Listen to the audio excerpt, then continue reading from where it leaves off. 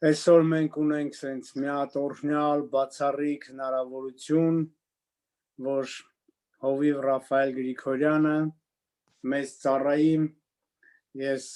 գիտեմ, որ ինքը չի սիրում, երբ որ իրան ներկայացնում են, գիտեմ, որ ինքը չի սիրում, որ իրան սենց շատ մեծ տիտուլներով ներկայացնում են, ես ուղղակի կարող եմ մի բան ասել ձեզ, որ իմ համար Քրիստոսից հետո երկրի վրա հովիվի կերպարանք, խոնարհության կերպարանք, դա իմ Հովիվ Ռաֆայել Գրիգորյանն է, որին ես շատ սիրում եւ ընդունում եմ մի հատ բաներ միջև ինքը կամերան, Հովիվ ջան կարող եք արդեն միանալ, կամերան միացնեք, միկրոֆոնը միացնեք, երբ որ հիշում եմ դժվարություններով մի անգամ սենց շատ տխուր գնացի իրա մոտ, որ իրա հետ կիսվեմ, տեսնեմ ինչ կասի, ինքը ուղղակի ինձ նայեց ժպտաց, անկեղծ բան եմ ասում, ես մոռացա ինչի էի գնացել, ինչ պրոբլեմ ունեի, այդ ժպիտի մեջ կար պատասխանը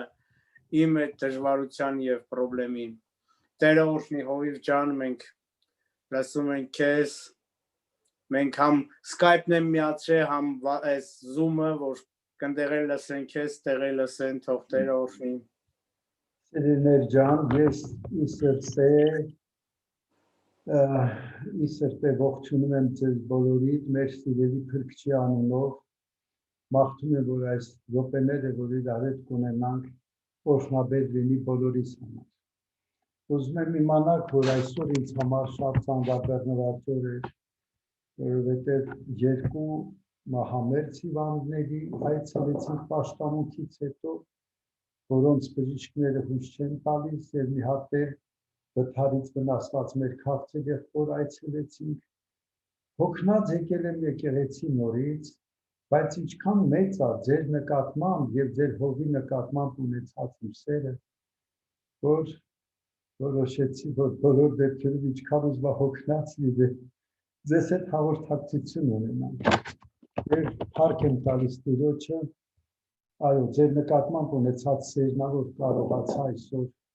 այդքանը հաղթահարել եւ դրանից հետո նորից գալ ծառայության։ Կցանկանայի այս քաղցր երեկո, մեզ մոտ երեկո է, անցկացնենք մի փոքր ստեղծողություն անելու։ Իհարկե, դա կկրի նաև քարոզչական դրույթ։ Գիտեք, մի բան եմ նկատել վերջերս, որ կուզենամ կիսվել ձեզ հետ։ Ուրեմն, նոր ուխտի վարդապետությունը սկսվում է, ուզում եմ դուք իմանալ, Քրիստոսի խաչից եւ հարությունից հետո։ Այո, ավետարանները լրիվ Աստծո խոսք են, մեր սիրելի Փրկչի տված դասերն են, եւ այդ դասերի մեջ ինձ բոլորը դուր են գալիս, լրան քարոզ է, սքանչելի կերակուր է մեզ համար։ Այն հրավերը, որ ասում է, եկեք ինձ եւ անմիջապես դասը որն է, որ այս գալուց հետո պետք է սովորեք, ասում է, եւ սովորեք ինձանից, որ ես հեզ եմ եւ սրտով խոնարհ, ոչ թե վարքագծով, որովհետեւ կարող է մարդը սրտով խոնարհ չլինի, վարքի մեջ խոնարհություն ցուցաբերի, բայց ոչ թե վարքագծով, այլ սրտով, երբ որ սրտով խոնարհ է, վարքագիծը ավտոմատ ձևով խոնարհի վարքագիծ է լինում։ Ուրեմն ինչքան կարևոր է, որ այդ դասը իրենից սովորենք, շատ սքանչելի խոսքեր կան,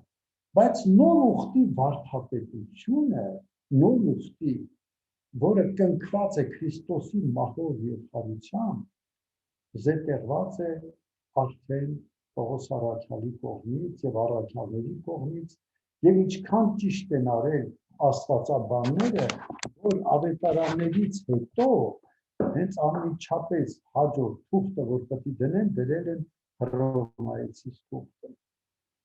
Ինչու, որովհետեւ նոր ուխտի ամբողջ վարդապետությունը կարծես այդտեղ շատ ուժգին ձևով հաղորդված է։ Եվ ես կոչ եմ անում, որ այսօրվա մեր հաղորդակցությունից հետո, երբ որ տուն կգնաք կամ երբ որ վերջապես ազատ ժամանակ ունենաք, մի անգամ եւս փորձեք Հռոմայեցի թուղթը ուշադիր ընթերցել։ Հակիրճ ներկայացնեմ ինչեւ կարևոր գլխի մասին մի փոքր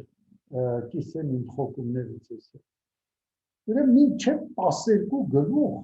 ամբողջ Հռոմեացիս սկզբից մինչև 12-րդ գլուխը տեսությունն է, նոր ուխտի վարդապետությունն է ներկայացնում Պողոս առաքյալը։ 12 գլխից սկսած արդեն պրակտիկ կյանքն է ներկայացնում։ Այսինքն նախ տալիս է վարդապետությունը թեորիան, նոր ուխտի թեորիան, թե ինչ է դա նոր ուխտը, որպեսզի մենք նորից չհայտնվենք օրենքի կամ սեփական ուժերով փրկության հասնելու վարդապետական այդ ճանապարհը չընտրենք,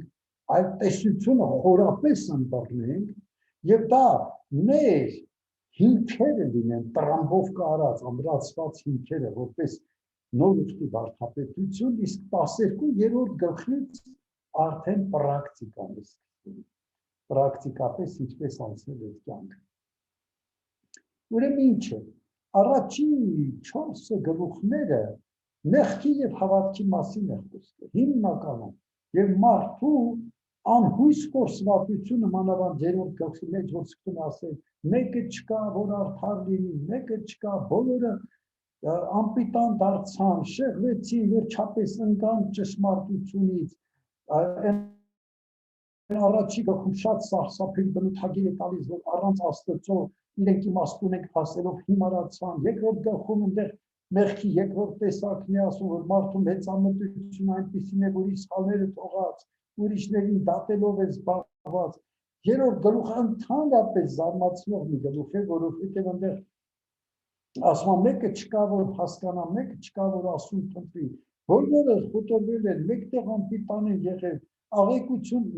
անող չկա, մեկն էլ չկա, նրանց կոկորդը բաց գերեզման է, գիտեք չէ, գերեզմանից ինչ գարշահոտություն անկալի, տենել եթե բաց լինի, նրանց կոկորդը եթե բաց է, նշանակում է սրտի խորհուրդները, որ դուրս է գալ մարդու մեջից, այդ գարշահոտությունն է, հոգևոր աշխարհում դա շատ զզվելի հոտ է հանում մեղքը, գարշահոտության պես է, եւ նրանց ոտքերը վերջապես, նրանց բերանը անեծքով, դառնությունով, նրանց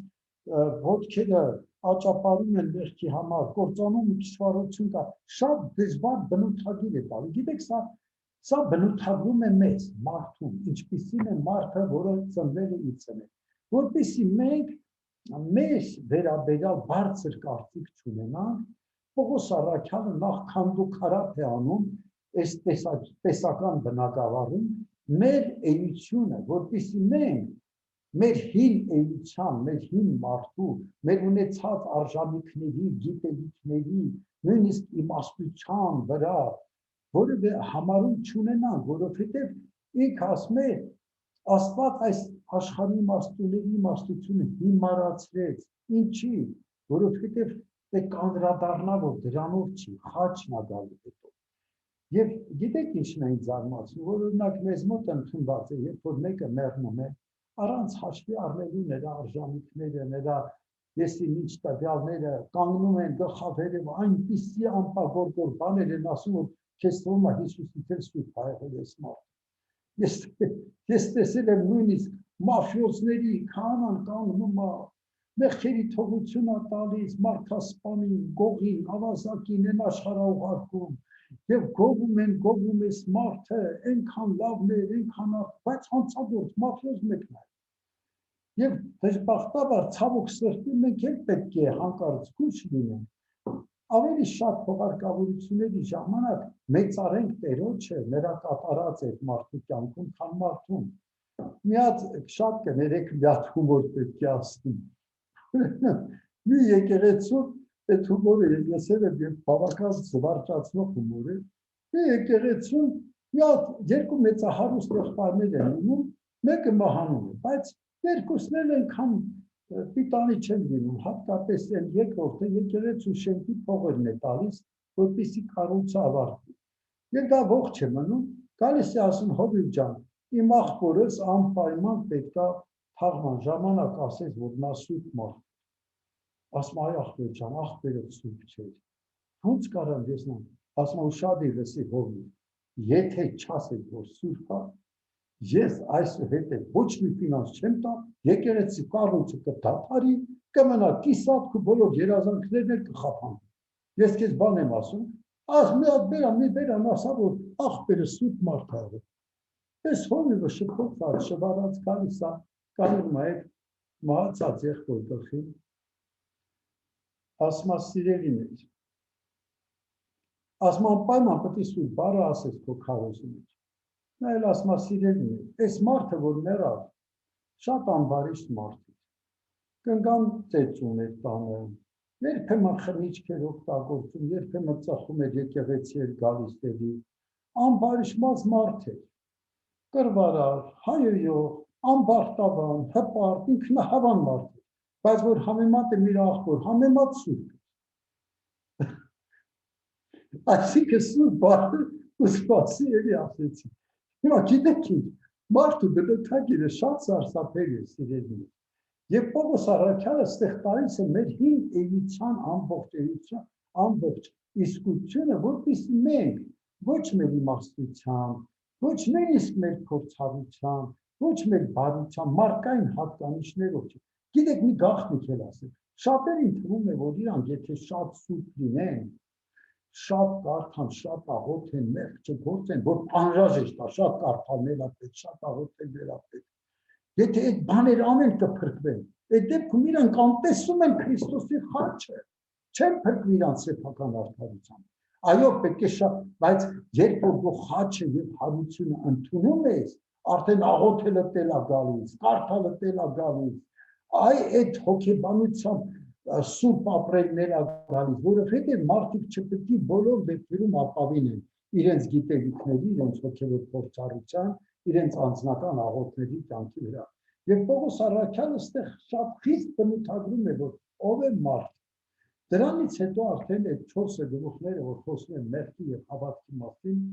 5-րդ գլուխը նայեք շատ կարևոր պահ է։ Նրա խաչը քառաթև է եւ միտեղ առաքյալը սքանչելի բան է ասում է, որպեսզի հասկանանք նրա սիրո երկարությունը, լայնությունը, խորությունը, բարձրությունը։ Ես կարող եմ պատահի Մհեր ջան, սիրելի եղբայրս, կարող է դու այդ կետերի վրա, եթե քարոզել ես, բան չասեմ, չգնամ այդ ուղղությամբ։ Ինչ է երկարությունը, բարձրությունը, խորությունը։ Ասա Օյու ջան, քո կողմից ասածը դա ուրիշ է։ Շատ լավ։ Հիմա նայեք, խաչն է մեր պարծենալու նյութը, նրա կուլմինացիոն անարգանքները, նրա մարդկանց կողմից մերժվածությունը, լքվածությունը, ստորացված լինելը, անարգված լինելը, թքել են նրա վրա, նրան ոչնչացրել են, կարելի ասել, ֆիզիկապես, բարոյապես, նսեմացրել են, գցել են գետնին, խարազանել են, վերջում խաչն են բարձրացրել, բայց ուզում եմ մի բան կիսվել ձեզ հետ, վստահեցնում եմ ձեզ, որ նրա խաչի վրա անարգված Քրիստոսի մահը նրա փառքի գագաթնակետի մասին է խոսում, որ այդ ճանապարհով գնացողների փառքի գագաթնակետն է դա։ Այսօրվա մեր քրիստոնյաներս շատ դժվարությամբ ենք ինչ որ բաներ կարողանում տանել։ Եթե մեզ հանկարծ օրինակի համար ինչ որ մեկը անարգում է, եթե մեկը ինչ որ նսեմացնում է, եթե ընտանիքում խնդիրներ են լինում, ինչպիսին է մեր ռեակցիան։ 2 օր առաջ մեր կոնսերվատիվ կողմից մեր սիրելի Ժորժ եղբոր աղջիկը մահացավ, Մհեր ջան, Գոհարը։ Գնացել էին քողարկավորության։ Անտեղի տեղը մարդիկ ինչ որ բաներ ասեցին։ Եվ երբ որ եկա աղոթում եմ, ասում Հիսուս ջան, խնդրում եմ, որ ես իրանց կարողանամ սիրել։ Եվ ոչ մի բացասական զգացում չեմ ուզում իմ սրտի մեջ ունենամ, որովհետև դու այդպիսին ես եղել, քեզ անարգել են, անարգողներին սիրել ես, քեզ նսեմացրել են, նրանց համար աղոթել ես, ասել ես Տեր մեղք մի համարիր նրանց, քեզ խաչն են հանել, բայց դու շարունակել ես, այդ քո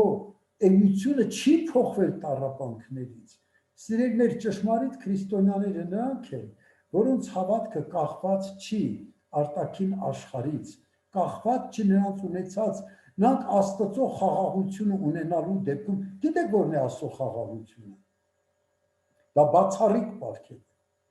Դա այն դինջությունը չի մարդու այն հանգիստը չի, դա մի հատ բացառիկ պարգև է, որ այսօր մեր քրիստոնյաներին, մեր ժամանակվա քրիստոնյաներին խիստ անհրաժեշտ է, Աստծո խաղաղություն ասма թող պահպանի ձեր մտքերն ու սրտերը, կարող եք մտածել օրինակի համար, ինչ ատրիբուտներ ունի Աստծո խաղաղությունը, որ պետք է մեր մեջ լինի, որովհետև այդ մասին Պողոս առաքյալը խոսում է, եւ միտեղ էլ Տեր Հիսուսը Հովհաննես ավետարանի մեջ ասեց իմ խաղաղությունն եմ տալիս ձեզ, այսինքն այն խաղաղությունը, որ իր կրծքի տակ է, ինքը այդ կրծքի տակ եղած խաղաղությունը փոխանցում է մեր մեջ, տեսեք որոնք են ատրիբուտները, հատկանիշները Աստծո խաղաղության, նա բացարձակ ֆունկցիա չի արտաքին աշխարհում ինչա կատարվում, պատերազմը թե խաղաղությունը,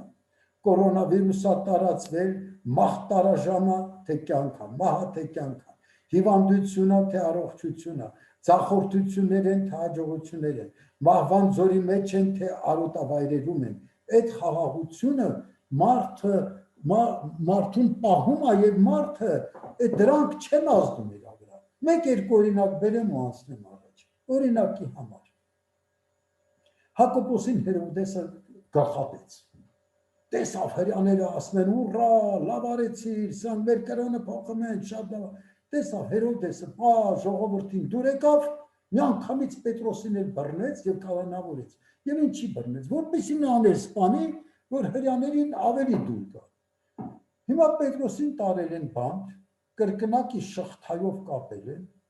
ոտքերը դրել են կոճղերի մեջ, ետել են շղթաներով երկաթի կապել, իրան էլ ձեռքեր, ոտքեր կապել են, ապշում են։ Պետրոսը պետք է մտածի, որ Հակոբոսին գլխատել են, վաղը ինձ են գլխատել։ Օրինակ կարող է, որ ինձ ասեն, որ Վանաձոր քաղաքում վաղը Ռաֆայել Գրիգորյանին հրապարակում պետք է կախենք։ Ես մտածում եմ, որ կարող ամբողջ գիշեր լեզուներով խոսամ։ Ոչ քունս տանի, ոչ ուտելս գա, ոչ բան, վաղը վերջի օրս է։ Ես ոնց պետք է անեմ։ Կարող է քույրերից, եղբայրերից մեկին ասեն, որ վաղը քեզ գնդակարան հրապարակում կախելու են, վախից ինֆարկտ ստանա։ Ու մեր ժամանակից։ Բայց Պետրոսը քնել է, այ քեզ հրաշք, որովհետև նրա սրտի մեջ Աստծո խաղաղությունն է, որը ոչ մի ֆունկցիա չունի արտաքին աշխարհում ինչ են որոշում։ Նա գիտի, որ փրկված է, նա գիտի, որ Աստծունն է եւ քնել է։ Ես ուրախանում եմ Պետրոսի վրա, ասում եմ Տեր Աստված ջան, այս Աստծո խաղաղությունը մեջն է, վաղ իրան պետք է գլխատեն, այսօր ինքը քնել է։ Հիմա սիրելիներ, նայեք, քանի որ ամբողջ խաչի վարդապետությունը ստեղ է դրված, ես չեմ կարող խաչի մասին չխոսել։ Խաչը ինչ է անում։ 5-րդ գլուխը խոսում է, որ խաչի արյան միջոցով հավատքով մենք արդարություն ենք ստանում։ Ես արագ կանցնեմ։ 6-րդ գլուխը մեր ոչ միայն մեր մեղքերն է 5-րդ գլխում ներվում, 6-րդ գլխում ոչնչացվում է մեր մեջ մեղքի աղբյուրը, որին ասում է այս գիտնանք, որ մեր հին մարդը անոր հետ խաչ է ելավ։ Սպանում է աղբյուրը։ Եթե ես Վանաձոր քաղաքում ամեն օր երիտասարդներին կանչեմ, ասեմ, ժողովուրդ ջան, վազեք առավոտ ժամը 6-ից ամբողջ մեր քաղաքի խմիչքի խանութները, ինչքան խմիչք են վաճառում, սաղ դուք գնեք, փողը տալիս եմ ձեզ։ Բերեք խմիչքը, ջարդեք, որ այդ խմիչք չխմեն, չօգտագործեն քաղաքը։ Մի օր կանեն, 2 օր կանեն, 3 օր կանեն, վերջում կհոգնեն, կբեզարեն, կասեն հնար չկա։ Դա անմիտ առաջարկների մոտից, բայց եթե ասեն քաղաքի խմիչքի գործարանը փակեք, կվերջանա պրոբլեմը։ Ուրեմն մեղքի աղբյուրը հին մարդն է եւ մենք պարտավոր ենք հավատալ, որ այս գիտնանք, որ մեր հին մարդը խաչի վրա մեռել է եւ մենք այդ հավատքը, հավատքի կյանքի, 6-րդ գլուխը ասում է մեղքի աղբյուրի մահվան մասին, 7-րդ գլուխը խոսում է մեզ օրենքից ազատագրման մասին, որ մենք էլ օրենքի տակ չենք։ Եվ կարճ ասած ամբողջ տեսությունը քաղցրներ ջան զետեղված է առաջի 11 գլուխների մեջ։ 12 գլխից, որ ասում է ձեր անձեր արդեն որպես բանական զոհ դրեք արդեն այդ հիմքերը որ կա, դուք արդեն ձեր անձնուրացությունը, անձնազոհությունը պրակտիկ ձևով իրականացրեք, որ է ձեր բանական, այսինքն գիտակցական պաշտոնը, արդեն պրակտիկա է գալիս 12-րդ։ Ես շատ եմ ուզում, որ նոր ուխտի վարդապետության հիման վրա ձեր հավատքը ամրացված լինի։ Եվ խաչը, որ քառաթև ասեցի, առաջի թևը մեղքերի թողություն, երկրորդ թևը խաչի, դա հին մարդու մահն է, մեղքի աղբյուրի ոչնչացում։ 7-րդ գլուխը դա օրենքից ազատագրումն է, խաչը ազատագրում է օրենքից։ Եվ 4-րդը խաչը ամենօրյա պետք է կրենք մեր անձի վրա։ Մեր անձի Պողոս առաքյալը ամեն օր ես նրա մահը կրում եմ իմ մեջ, որպեսզի նրա կյանքը դրսևորվի։ Սիրելիներ, պետք չի որ մենք շատ դրսևորվենք, թույլ տանք որ մեր մեջի Տեր Հիսուս Քրիստոսը իր բնավորությամբ, իր էությամբ դրսևորվի։ Այսինքն անձնուրացությունն է խաչի 4-րդ թևը։ Բայց այս խաչը ինչ հզոր գործ է կատարել մեզնից յուրաքանչյուրիս կյանքի մեջ։ Ասում են նրա երկարությունը։ Այսինքն գիտեք ինչ է դա։ Քրիստոսի սիրո երկարությունը դա նշանակում է, որ եթե մի անգամ քեզ կպել է, եթե մի անգամ քեզ ընտրել է, նախասահմանել է, եթե քեզ մկրտել է Սուրբ Հոգով, ասма սիրելով իրենները մինչև վերջ սիրեց նրանց։ Այսինքն այդ երկարությունը մինչև քո կյանքի վերջը, մինչև քո սրտի վերջի զարկը, մինչև քո շնչառության վերջի թթվածինը նա քեզ սիրում է։ Նա էր մարդ չի, որ այսօր սրան սիրի, վաղ նրան, ոնց որ հիմի մարդիկ են։ Մի օր սրան են սիրում, մի օր նրան, նույնիսկ ամուսնական կյանքում այսօր քեզ չեմ սիրում, փոշմանել եմ, վաղը նրան եմ սիրում։ Աստված սիրելով իրենները մինչև վերջ սիրեց նրանց։ Սա սիրո խաչի երկարությունն է, սիրո երկարությունն է, նրա սերը զարմանալի է։ Լայնությունը որն է։ Լայնությունն էլ այն զարմացնում։ Նա ընտրում է ակադեմիկոսներին եւ հավաքարարներին, անտառաճանաչներին, միլիարդատերերին եւ մուրացկաններին, միակ բնակավար շատ գեղեցիկներին եւ անտանելի տգեղներին, հասարակության, չգիտեմ, բոլոր շերտերին բերում է եկեղեցում, բոլորին իրար հավասարեցնում է։ Եվ ինչ զարմանալի լայնություն է, նրա սիրո սպեկտրը շատ լայն է։ Ես շատ շնորհակալ եմ Աստծուց, որ ձեզ ընտրելուց բացի իմ նման անարժանին էլ է բերել, ընտրել եւ միացրել է ձեզ։ Այդ սպեկտրը շատ մեծ է նրա սիրո, շատ զարմանալի սեր է նրա սերը, սիրելիներ ջան։ Եվ հետո խորությունը, վայ, նա իջավ ցած, հասարակության ամենակեղտոտ շերտերից գտավ մեզ, ինչքան իջավ ցած, նրան ասում էին, ձեռ էին առնում, որ ահա եկավ մեղավորների եւ մաքսավորների բարեկամը։ Եվ գիտեք ինչ, եթե Հիսուսին այդ ածականը դուր չգար, նա չէր կրկնել։ Ինքը իր բերով կրկնեց, որ ինձ ասում է, Հովհաննես Մկրտչինես են ասում, ինձ էլ ասում են մեղավորների, մաքսավորների բարեկամ։ Իրան դա շատ դուր է եկել, որտեղ իսկապես ինքը մեր բարեկամն է, մեղավորների բարեկամն է։ Եվ նա կպնում է այնպիսի մարդկանց, որ մեր նմանները երևի շիպցիներով կամ ձեռնոցներով են նրանց կպնում։ Դուք հիշում եք, բռնել էին մի հատ անառակ կնոջ, ինչ ծեծ ու ջարդ, մազերից բռնած անառակության ժամանակ, քաշ տալով,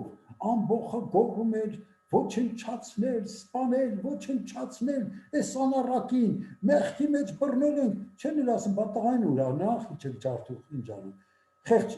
բանը, անուշ իգական սերի ներկայացին եք բռնել, ծեծելով բերում են Հիսուսի մոտ, քաշ տալով բերում են Հիսուսի մոտ։ Հիսուսը նայում է, խորությանը նայեք նրա սիրո, նայում այդ կնոջը սիրելիներ։ Եվ երբ որ տեսնում այդ գոռացող ամբոխը, այդ հայոյող ամբոխը, երբ որ տեսնում է ոնց են թքում ու անարգում, նա հեռավոր ձևով տեսնում է, որ այդ նույն ամբոխը նույն իրան են անելու եւ անելու են այդ անառակի մեղքերը վերցնելու համար։ Այդ նույն ամբոխը պիտի սուրի, հայոյի, հետևից խփի իրան, թքի, նույն անում են այս կնոջը։ Եվ ինքը մատով գրում է, նրանց սրտի տախտակների վրա գրում է իրանց մեղքերը եւ ասում է ով որ ձեր մեջ անմեղ է թող նա գցի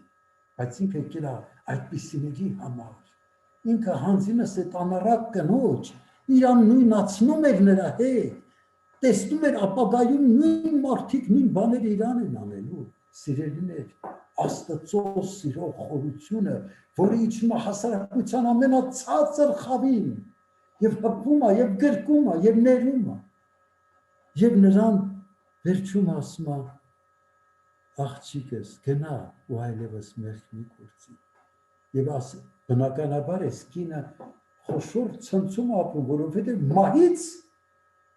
կյանք տվեց այս անձնավորությունը իրան նրա սիրո խորությունը եւ նրա սիրո բարձրությունը էսել ասեմ չէ մհեր ջան բարձրությունը եւ բարձրությունը նայեք ասման նա ցած է իջնում Սաղմոսի մեջ աղբանոցից մեզ հանում է եւ դնում է երկնքի աթոռի վրա պատկերացնեք ինչ ասում որտեղից է գտել ինձ որտեղից է գտել մհերին որտեղից է գտել քեզ թանկագին քույրս եղբայրս եւ այդ տեսակներից ասում է ով որ հաղթի իմ աթոռին նստել պիտի տամ լա բարձրությանն է լա տեսեք ուր հասցնում մեզ մեր երևակայությունը բավարար չի որպեսզի մենք կարողանանք ըմբռնել թե այս ինչ մեծ բան է ասում այս նոր ուխտի վարդապետությունը որը ոչ մեր ուժի ոչ մեր խելքի ոչ մեր կարողության ոչ մեր արժանինքների հիման վրա չի հիմնված այլ նրա Գողգոթյան հզոր գործի արդյունքն է այս բոլորը սիրելիներ եւ այս պրակտիկայի մեջ հետաքրքիր մտքեր կան սիրելիներ ես շատ մի քիչ որ հոգնած եմ երկար չեմ ուզում ձեզ հետ լինել բայց դու կարող եք վերջում հարցեր տալ ուղղակի բայց մի տեղ էլ կարդամ դուք ուշադիր 12-ից մինչև վերջ կարդացեք եւ խնդրում եմ Հռոմայեցիս թուղթը թող առաջիկայում ձեր դասերից մեկը լինի մինչև 11-ը տեսությունը 12-ից հետո պրակտիկան եւ պրակտիկայի մեջ ինչքան սքանչելի տողեր է ասում Պողոս առաքյալը գիտեք զարմանալի բան է այսօր մի հատ վտանգ կա որ ես մհեր ջան կուզենամ զգուշացած լինել մեր սիրելիներին կուզենամ զգուշացած լինել մի մտավախություն ունեմ որ ես ուզում եմ կիսվել ձեզ հետ դա էլ է պրակտիկայի մեջ մտնում ուղղակի ներկա ժամանակին է առնչվում որ կուզենամ կիսվել ձեզ հետ եւ որն է դա նայեք Սուրբ գրքի մեջ նախազգուշացում կա մեր օրերի վերաբերյալ որ ասում է անօրինության խորհուրդը որ սրբության տեղում կկենա անօրինության խորհուրդը շատ շատերը հենց գիտեն թե դա վերաբերում է տաճարի մասին կա խոսք անշուշտ բայց կարծում են դա վերաբերում է տաճարին եւ իմիջայլոց էլ ասեմ որ հրյաներին համենայն դեպս շատ վատ բան դեռ սպասվում է արժևում եւ հրյաները առանց Հիսուսի ոչ մի ազգից ոչ մի առավելություն չունեն ընդհակառակ առանց Հիսուսի ավելի անառակ են ավելի անբարոյական են ավելի հրեշավոր են այն աշճան որ նույնիսկ Պողոս առաքյալը նրանց մասին գրում է որ Աստծո բարկությունը նրանց վրա մինչև վերջ հասել է հենց տենց էլ ասում եւ նրանք անընդհատ վարկաբեկում էին ամենտեղ գնում էին եւ Պողոսին ենթարկում էին հալածանքների եւ մեծ նեղություններ էին տալիս եկեղեցու եւ մինչեւ այսօր են նրանք նույնն են ամենամեծագույն միասեռական երթը եղավ Իսրայելում աշխարհում այդպիսի միասեռական շքերթ չի եղել ոնց որ նրանցն էր ամենամեծագույն աշխարհում միասեռականության նրանց շքերթը եղավ եւ նրանց վրա իսկապես այդ բարկությունը կա բայց նայեք ինչ է անօրինության խորհուրդը ինչ է պատահել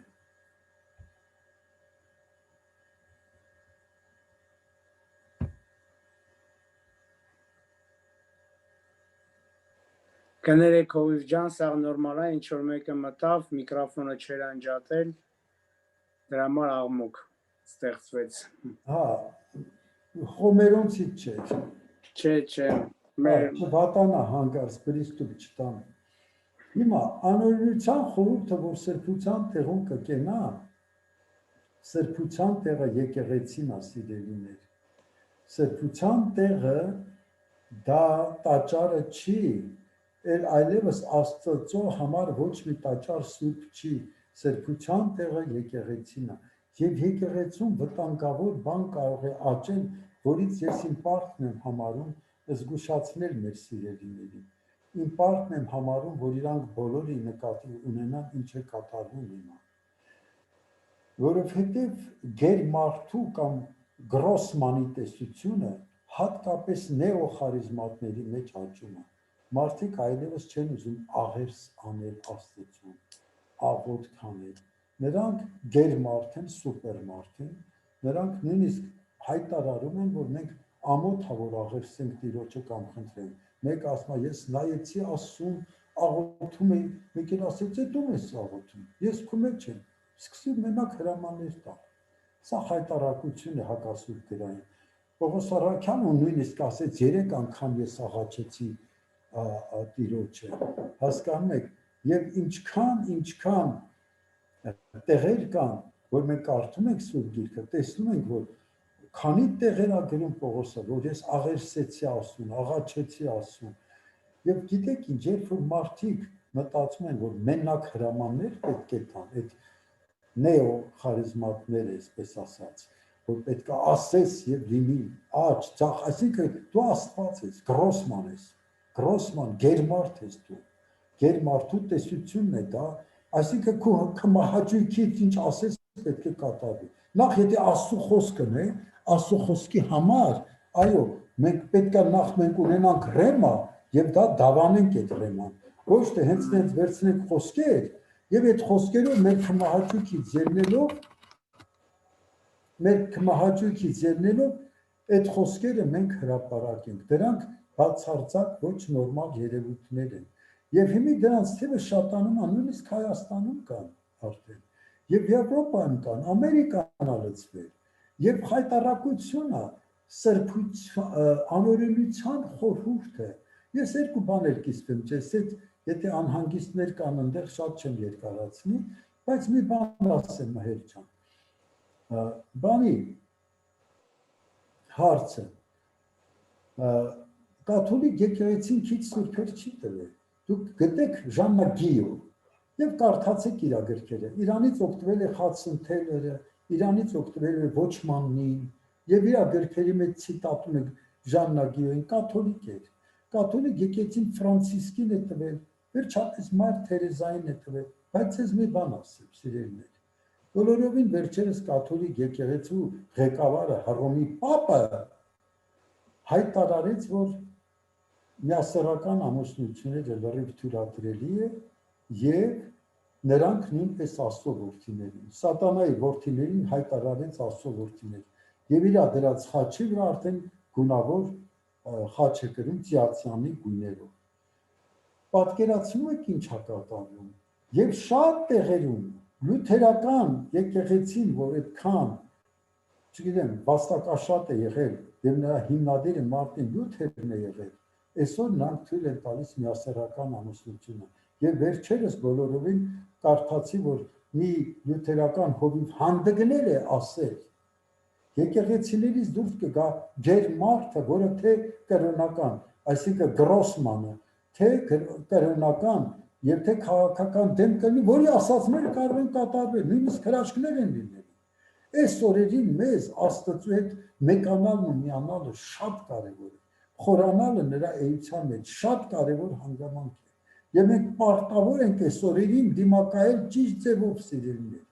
որտեղ ամբողջ աշխարհը հիմա ինչ կատարվեց այս նոր ամերիկյան ղեկավարի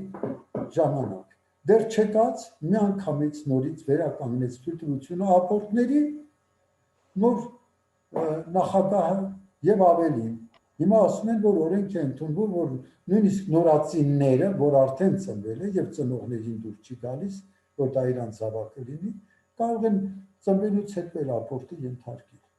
Խայտարակ բաներ է կատարվում, սիրելիներ ջան։ Երբ որ հիմա է նեոխարիզմատներն էլ մտածում են, որ պետք է ասեն եւ կատարվի։ Եվ իրանց խելքից փչացները Մեկն էլ մեզ մոտ ասում է ինձ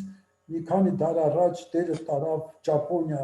ես ճանապարհ բացեցի Տիրոջ ավետարանի համար, Տիրոջ համար Ճապոնիայում եւ երկնքից Տեր ինձ ասեց շնորհակալություն։ Ուղղակի զարմանալ կարելի։ Այսպիսիներից մի շարք այսպիսիներից մենք ազատվել ենք։ Եվ ես հիմա ինչ եմ խնդրում, որպես վերջաբանես էլ ասեմ, ինչ եմ խնդրում, եթե բաներ կունենալ կարող եք հարցնել, ես էլ չանդրադառնամ ես 15-րդ գլխի մյուս գլխներին, որովհետև դա դուք պետք է սերտեք, ինչքան որ խավարը թանձրանում է, մենք նրանք ենք, որ պետք է գնան գետի ընթացքին հակառակ, մենք այն ձկներն ենք, որոնք լողում են գետի ընթացքին հակառակ դեպի ակունքները, ինչքան խավարը թանձրանա մեր լույսը պետք է ուժեղանա, խնդրում եմ սիրելիներ ջան, ամբողջ ձեր կյանքը, ամբողջ ձեր ուշադրությունը, ամբողջ ձեր ուժը ներդրեք անձնական ձեր հարաբերությունը Քրիստոսի հետ ուժեղացնելու վրա, անձնական, օր չլինի, որ Սուրբ Գիրքը չկարդաք, օր չլինի, որ ձեր մտքով սրտով Աստծո հետ չկապվեք, վերադարձեք Սուրբ Գրքին, մի վտանգ կա, էդ էլ պետք է ասել Մհեր ջան, ոչ մենակ եկեղեցուց է դուրս գալու անօրինության խորհուրդը, որ արդեն նշանները երևում են, այլ մի ուրիշ վտանգ կա, նայեք որներ է այդ վտանգը, նախկինում Սուրբ Գիրքը պետք է խնդրեմ, որ դու շատ ուշադիր լինես որպես հովիվ,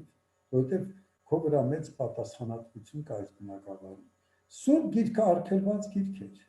ոչ մի լեզվով թարգմանված չէր, դա պետք է միայն լատիներեն, պատարակները այն ժամանակ նույնիսկ էլի մենակ լատիներեն, հայերն էլ իրավունք չունեին հայերեն, հետո կամաց շուռ տվեցին թարգմանեցին, եւ Սուրբ Գիրքի թարգմանությունը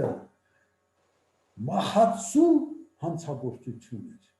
երբ որ առաջի անգամ Վիկլիֆը Սուրբ Գիրքը թարգմանեց անգլերեն լեզվով եւ Աստվածաշունչը թարգմանեց Վիկլիֆը եւ տպագրել տվեց Վիկլիֆի կաթոլիկ եկեղեցին գերեզմանից դիակը հանեցին վառեցին երբ որ առաջի անգամ Մարտին Լյութերը թարգմանեց Սուրբ Գիրքը գերմաներեն լեզվով հիմա կասեմ այսքան ինչ են ասում Իրան էլ կալանավորեցին տանում էին հրկիզելու հռոմ էին տանում փախցրեցին գողացան թե չէ նրան էլ էին վառելու ոնց որ Վիկլիֆին վառեցին եւ Սուրբ Գիրքը մեկնաբանելու միայն իրավունք ունեին տիսական քահանաները եւ միայն նրանց մոտ էր այն էլ փաթաթում էին զամոկներով ես էլ ունեմ մինչեւ մի զամոկով Աստվածաշունչ ունեմ 1800 խալիներով փաթաթում են դնում են այնտեղ հասարակ ժողովուրդը իրավունք չուներ Սուրբ Գիրքը կարդալու իրավունք չուներ մենակ նրանք պետք է մեկնաբանի հիմա դա սատանայի տակտիկան էր որ Սուրբ Գիրքը մարդիկ չիմանան որ իմանան կապաշխարեն որ իմանան կփրկվեն որ իմանան վերստին կծնվեն Սուրբ Գիրքը չպետք է իմանան էս է բայց հիմա սատանան ահավոր ձևով իր տակտիկան փոխել է եւ շատ հովիվներ դա չեն նկատել դե քանի որ Սուրբ Գիրքը բոլորին դարել է մատչելի այսօր աշխարհում ամենաշատ թարգմանված գիրքն է համար առաջի տպագրության բոլոր գրքերին գերազանցող գիրքն է Սուրբ Գիրքը բոլոր գրքերին գերազանցում է իր քանակով իր տպագրությունը սատանան տակտիկան փոխեց եւ փոխում է տպագրության գաղափարն ու միտքը այնպիսի բառեր են մտցնում այնպիսի խեղաթյուրվածություններ են մտցնում որտեղ որ գրած է ակն այսինքն աղբյուրը ստեղծագործության գրել են Եբրայեցիս թղթում կարծեմ 3-րդ գլխում որ արարածներից առաջինն է այսինքն ստեղծված է Հիսուսը խայտարակի վիքնա խեղաթյուրված գրքերը դուք շատ զգուշ եղեք ամեն գիրք մեկ ընդունելուց հետո ուշադիր քննեք որովհետև աղանդավորական նույնիսկ տիսական եկեղեցիները նպաստում են այս վերջին արարածյան թարգմանությունը խայտարակություն է եւ քանի որ տեսավ անօրենը որ այն ժամանակ չէին կարող կարդալ հիմի սաղին մատչելի դարավ տակտիկան փոխեց ինչ անեմ խեղաթյուրեմ Սուրբ Գիրքը հիմա էլ այս գրողն է Սիրելիներ ջան, այս ուղղություններով պայքարեք, նպաստեք, որպեսզի Տիրոջ խաչի մահվան պատուղները մենք ամբողջությամբ վայելենք մեր կյանքի մեջ։ Եվ նա է ներշնչողը թե աղոթքի մեջ, նա է ներշնչողը թե խանդավառության մեջ, թե սրբության մեջ, եւ երբեք նրա տվածները մեզ Իրանից ավելի չգերազանցի հանկարծ, որովհետեւ շատ մեծ գայթակղություն այսօր հովիվների եւ քրիստոնյաների մեջ Աստված իրանց ինչ որ տալիս է, սկսում են դա պաշտել։ Նույնիսկ երբեմն եկեղեցին է դառնում հովիվի կուռքը եւ ավելի շատ նվիրվում է նրան, քան Հիսուսին։ Սա ճիշտ չի։ Բերեք ռադիկալ քրիստոնյաներ դառնանք։ Առաջինը Քրիստոսը մեր կյանքի մեջ, մեր սրտի մեջ, մեր էության մեջ, ամեն ինչի մեջ։ Երկու ուղղությամբ է Սուրբ Հոգին աշխատում, մեր մեջ եւ մեր միջոցով։ Մեր մեջ աշխատելու է մինչեւ մեր վերջին շունչը, մինչեւ մեր սրտի վերջին զարկը, որպեսզի ամբողջությամբ եւ կատարելությամբ մեզ նվաճի։ Հետո դրանից հետո նոր մեր միջոցով դա հետևանքներ լինելու։ Թող Աստված օրհնի ձեզ, կներեք ինձ, ես արդեն 35 րոպե խոսում եմ եւ հոգնած եմ եկել։ Եթե հարցեր ունեք, ասեք Մեհեր ջան։ Տերը շատ օրհնի, իրոք օրհնված ենք, բայց մեզ մի քիչ էլ ժամանակ ապետ, որ կարողանանք մարսենք այն ինչ որ դու այսօր մեզ ասեցիր, որովհետև իրոք լուրջ մտքեր, լուրջ խոսքեր, իրոք Տերը մեծ օրհնություն ա տվել։ Ասեմ, որ այդ զամկը, որտեղ Մարտին Լյութերը թարգմանել է Աստվածաշունչը, ինձանից գտնվում է մոտորապես 150 կիլոմետր, երևի մի 4 անգամ եղել եմ, շատ օրհնյալ մթնոլորտ կա այնտեղ, մանավանդ իր այդ աղոթքասենյակը, որովհետև ես այնտեղ մի բան տեսա, որ ինքը ոչ թե մենակ թարգմանել է, այլ ինքը շատ աղոթքի մեջ է եղել։ Այնտեղ դաժե մի ասենց գերան կա դրած, որ ինքը հակառակորդի հետ պայքարելուց այդ գերանին անընդհատ խփել է, հարվածել է, որ այդ գերանի մեջտեղը մի հատ մեծ փոս է անգած այդ հարվածներից։ Ու այն միտքը, որ հիմա այսօրվայությամբ այդ վտանգը ունենք, մի հատ միտք կա, որ ասում եմ, միակ գիրքը, որի հեղինակը մեր կողքին է, երբ որ կարդում ենք, դա Սուրբ Գիրքն է։ Իհարկե, շատ մեծ վտանգ կա դրա մեջ, բայց միևնույն ժամանակ, երբ որ մենք Տիրոջ հետ ենք ընթանում, Տերը օգնում է մեզ։ Երբ որ մենք կարդում ենք Սուրբ Գիրքը կարդում է մեզ։ Ամեն։ Դրա համար անհրաժեշտ է, որ մենք անընդհատ կապված լինենք։ 54 տարուց ավել արդեն, որ ես կարդում եմ, բայց ինձ նոր բաներ էլի խոսում է ինձ հետ։ Ես խրախուսում եմ եւ Մեհեր ջան, ձեր բոլոր եկեղեցու անդամներին խրախուսի, որ գրքի հետ անպայման կապվեն։ Եթե մարդը գիրքը չի կարդում, ինքը ձեռքով փակում է Հիսուսի բերանը։ Ասում է, ես կխոսամ քեզ, բայց ինձ հետ մի խոսա։ Որտեւ երբ որ մենք աղոթում ենք, մենք ենք խոսում իրար հետ։ Երբ որ մենք աղոթքով կարդում ենք, Աստված խոսում է մեզ հետ։ Եղավ Տերը շատ օրհնի ձեզ, շատ շնորհակալ եմ հաղորդակցության համար, բոլորից սիրում եմ, համբուրում եմ, Մեհեր ջան, այնքան եմ սիրում, որ հոգնատան Տերը օրհնի, շատ շնորհակալություն։ Հաջողություն, Աստված ձեզ Աստված քեզ հետ։ Շնորհակալություն։ Հաջողություն։ Ժողովուրդ ջան, հավատում եմ, որ մեծ օրհնություն ստացաք։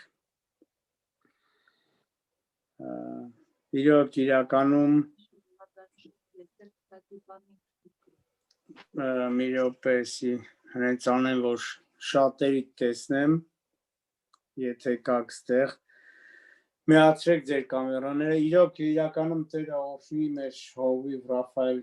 եղբորը, անկեղծ ասած երեկ մենք ունեինք երիտասարդական, ես երիտասարդականին խոսում էի հենց դրա մասին, որ մենք Տիրոջ խոսքի հետ ունենանք հարաբերություն, Տիրոջ խոսքի մեջ մնանք, եւ ուզում եմ այդ խոսքը կարդամ, որի վրա ես հիմնվել էի իմ որպես խոսքը երեկվա, դա Հովհաննես Ավետարանի 5-րդ գլխի 24 խոսքն է, ասում եմ, ճշմարիտ ասում եմ ձեզ, թե իմ խոսքը լսողը եւ ինձ ուղարկողին հավատացողը հավիտենական կյանք ունի եւ դատաստանի չի մտնի, այլ մահից փոխվեց դեպի կյանք։ Այս խոսքը, այս օրինակը շատ հզոր էր, որ երբ որ մենք Սուրբ Գիրքը փակում ենք, մենք Հիսուսի բերանն ենք փակում, որ ինքը մեզ հետ չխոսա։ Դրա համար թողենք, որ Տերը մեզ հետ խոսա, մեր հետ գործի, փառք Տիրոջը։ Ես ձայնագրությունը մի հատ անջատեմ։